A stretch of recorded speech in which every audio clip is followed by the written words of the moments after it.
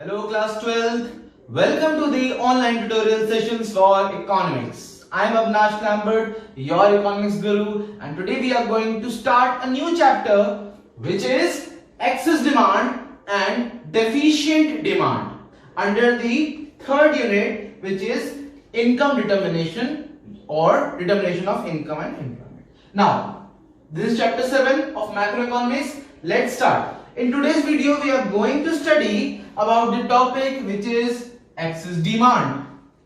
We're going to learn about excess demand. Now, in macroeconomics, we are talking about aggregate demand. In microeconomics in class 11, you studied about excess demand, but that was for only one commodity. And here you are studying about the whole economy. Fine. Now let's start. Now this is the curve, y-axis, x-axis. On the y-axis I have taken output, employment and income, and on the y-axis I have taken AD and AS. Now this is your aggregate supply, right? This is the 45-degree angle. This is the aggregate supply, and this is the planned aggregate supply. As you already studied that these are planned. Now for this planned aggregate supply, there must be some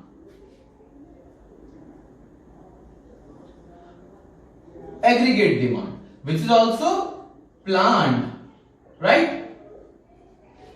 At the point where they intersect, that is the equilibrium point, right? Now let us take this point as B. This is our planned aggregate demand, this is our planned aggregate supply. They intersect each other and they meet at a point B. Now, just imagine, just the point below B, there is a point F, and at this point F, there is full employment level. You know what is full employment level? Full employment level means at this point, there is zero involuntary unemployment. Means those people who wants to work in the economy, everybody gets the work. Simple as that. So at point F, which is just below this equilibrium point, this shows that at point F, the planned aggregate demand and planned aggregate supply intersect each other, and there is an equilibrium. There is an equilibrium on the full employment level of output. It means what this curve says. If you join this, now in Hindi we can say that point F पर equilibrium है and aggregate supply and aggregate demand, they both are intersecting each other. It means that producers जितना बना रहे हैं, consumers उतना ही demand कर रहे हैं. बिल्कुल perfect economy चल रही है. Understood? Now this whole concept is planned. This is not the actual scenario. This is not the actual scenario. This is just imagination. This is not reality. This is the plan. This is assumed. Right? Now what happens if the aggregate demand increases? If the aggregate demand is more than the planned aggregate demand. Let's see. Suppose the new aggregate demand. This is your new aggregate demand. Call it AD dash. And this is the actual. Right? This is the actual aggregate demand. AD dash is your actual aggregate demand. And AD is just planned aggregate demand. Right? Now we can say that the equilibrium is on this point. Suppose this is point F. At point F, or call it point E. At point E, there is equilibrium, right? And on the level of which is more than the full employment level, means for this they need more people to work so that they can produce more. But here, because already those people are working, now we don't have anyone left. So The production will be the same, but the demand will be more. Now in this case, when aggregate demand is more than aggregate supply, you can see that the point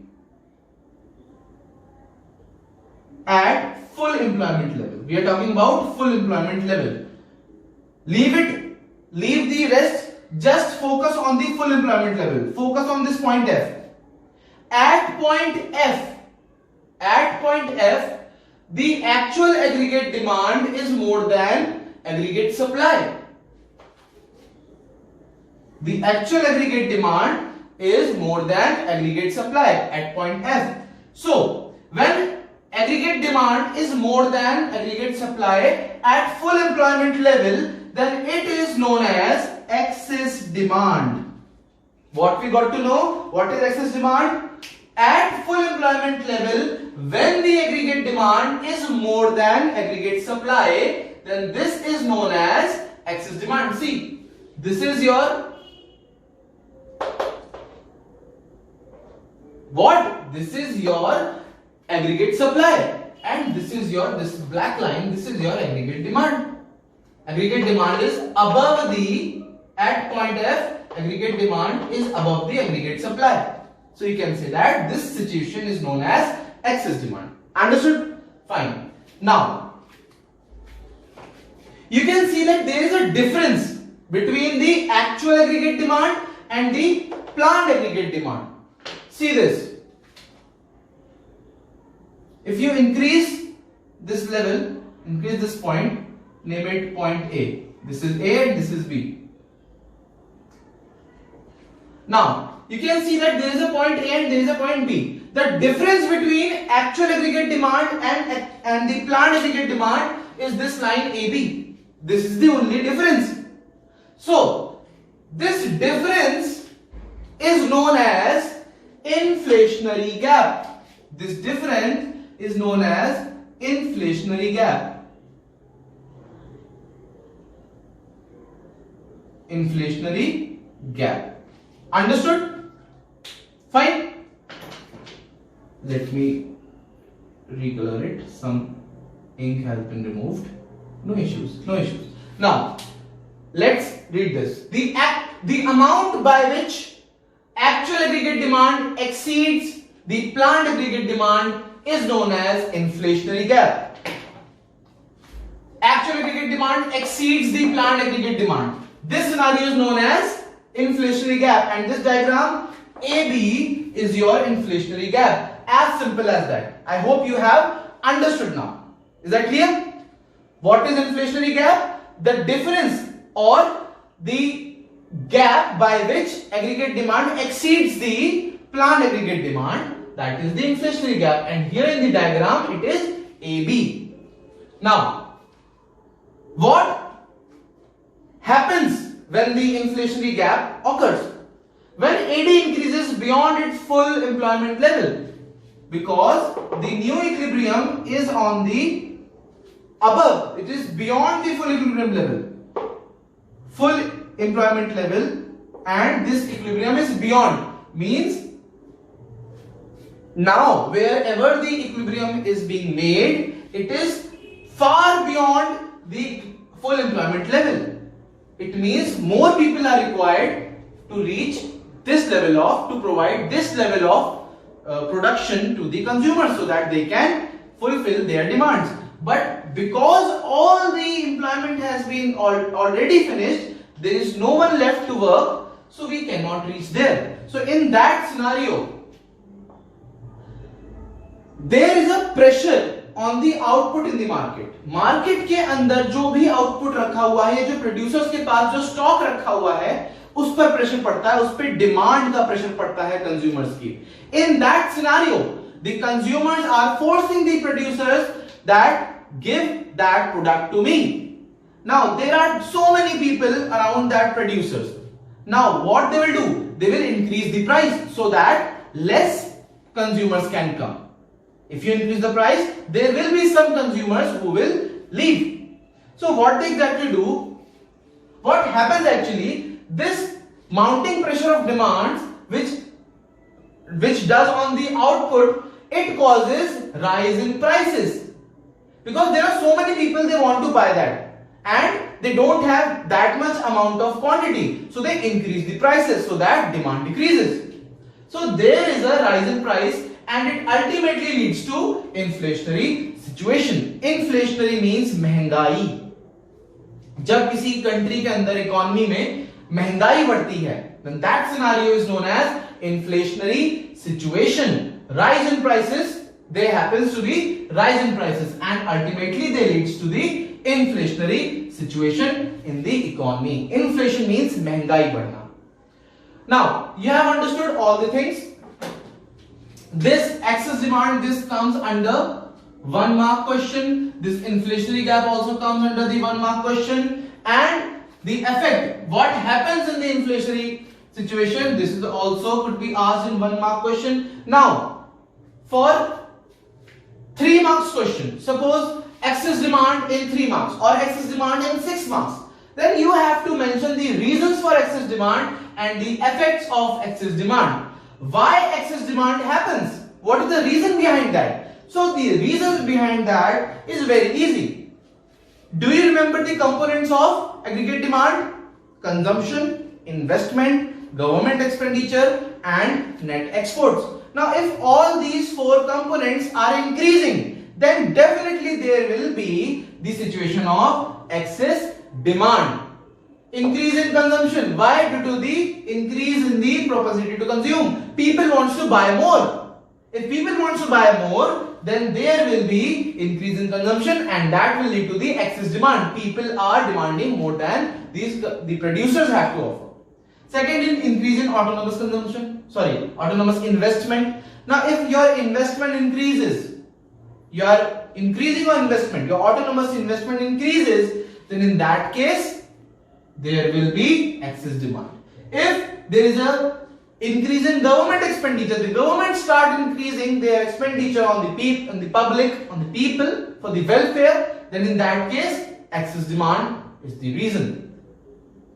Next one, increase in net export. If there is trading, if there is increase in the net export, then also excess demand increases. There is some excess demand. Why? Because if we are exporting much more, we are saving less for our country, and if we have less for our country, then there will be excess demand. अगर हम सारा अपने देश का दूसरे देश में भेज देंगे तो हमारे पास कम बचेगा तो हमारे पास डिमांड बढ़ जाएगी. That's why there will be excess demand. Next is increase in money supply. Suppose the bank started giving loans at lesser interest rate, then also people will be having much more money and they can buy, they can demand more. Again excess demand will be there. Last one is decrease in taxes. If the government decided to lower up the taxes, then also people will save some money. The money which they will be giving to the government, now they are saving that, and in that case they will be using that for increasing the demand. They will be buying things. So all these 6 things results into the excess demand. All these things results the excess demand. Now, what is the effect? What are the effects of excess demand? Suppose in our economy there is excess demand or there is inflationary gap. Then what is going to happen? If our country is facing with the problem of inflationary gap, then it causes continuous rise in prices of goods. If in our country there is excess demand, it means the prices of goods are going to increase day by day. महंगाई बढ़ेगी inflationary situation में या excess demand में. Next point is producers get abnormal profits.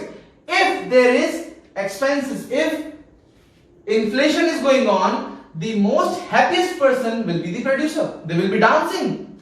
They will enjoy. They will have the happiest smiles. Why? Because producers will be getting abnormal profits. For their produce, they will be getting more prices. They will be getting more profits. And there will be few people who will be giving the sad faces. Why? Because of the inflation, because of the excess demand, because the prices are rising, the consumer will lose its purchasing power. if you have to pay more for the same product, you will lose excess money and you won't be able to buy the other goods. Suppose I have 20 rupees and with that 20 rupees I buy one packet of biscuit worth 15 and one packet of another biscuit of rupees 5. I get two biscuits. Now suppose the prices of that 15 rupees biscuit increase to rupees 20. Now I can buy only that packet. The another biscuit which was rupees 5, I cannot buy that because excess demand, because the price is increased. Now I don't have excess money to buy that second packet also. Therefore, the consumers loses their purchasing powers. Fine, their purchasing power diminishes. So this is your whole excess demand. Now students, I want you all to take a neat and clean screenshot so that you can do your work, you can complete your work today. Now students, that's all for this video. Stay home, stay safe and see you soon.